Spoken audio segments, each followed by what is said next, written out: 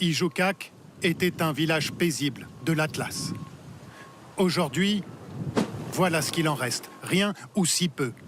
Les maisons en terre cuite se sont presque toutes écroulées. L'entrée de Talat Niakup, à quelques dizaines de kilomètres de l'épicentre, complètement ravagée. Difficile de retrouver ici ce village accroché à ces montagnes, ce décor de carte postale.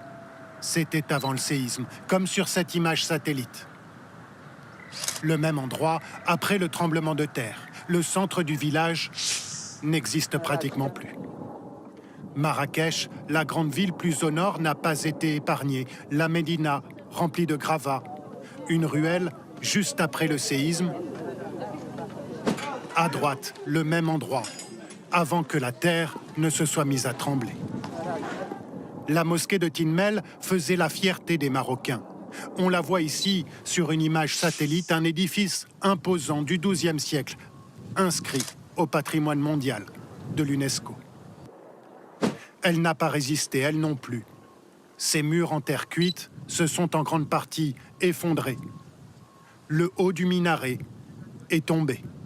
La mosquée était en cours de rénovation. Terrains de sport, maisons et quartiers entiers ont disparu sous la boue. Vues du ciel, ces images montrent l'ampleur de la dévastation à Derna. Avant, puis après les inondations meurtrières qui ont coûté la vie à des milliers de personnes. Sur ce cliché, l'autoroute qui longeait la côte a été engloutie. Les incertitudes demeurent sur le nombre exact de victimes. Derna comptait 100 000 habitants, des milliers sont portés disparus. La cité côtière paie le plus lourd tribut, mais plusieurs autres villes et villages du nord-est libyen ont été ravagés, comme Soussa, situé à 100 km, et ses habitants laissés pour compte. Ici, aucune autorité politique n'est venue constater les dégâts. Ils devraient envoyer des bulldozers. La compagnie nationale d'électricité doit intervenir.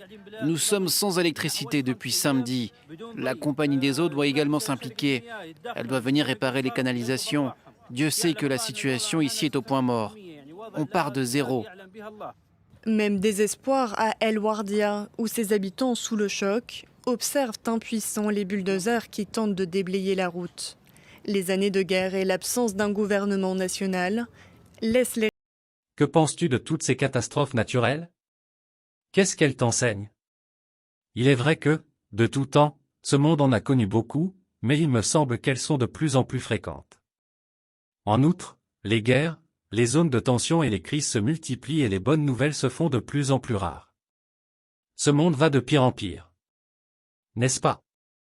Pour avoir vécu personnellement les secousses du tremblement de terre au Maroc, je me pose souvent la question suivante, et si je faisais partie de ceux qui en sont morts? En tout cas, si j'ai voulu de rappeler ces dernières catastrophes, c'est pour t'inviter à réfléchir sur les 5 vérités suivantes. 1. La vie est vraiment fragile et tu peux tout perdre en un clin d'œil. 2. Il est, selon moi, très important, voire urgent, que tu te rassures d'être en paix et en bonne relation avec ton Créateur. 3. Le bonheur n'est pas demain mais aujourd'hui.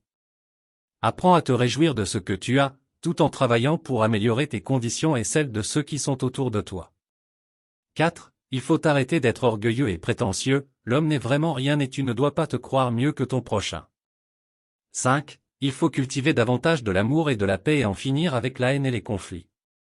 Merci de me faire part de ton avis en commentaire. À très bientôt. Dieu te garde.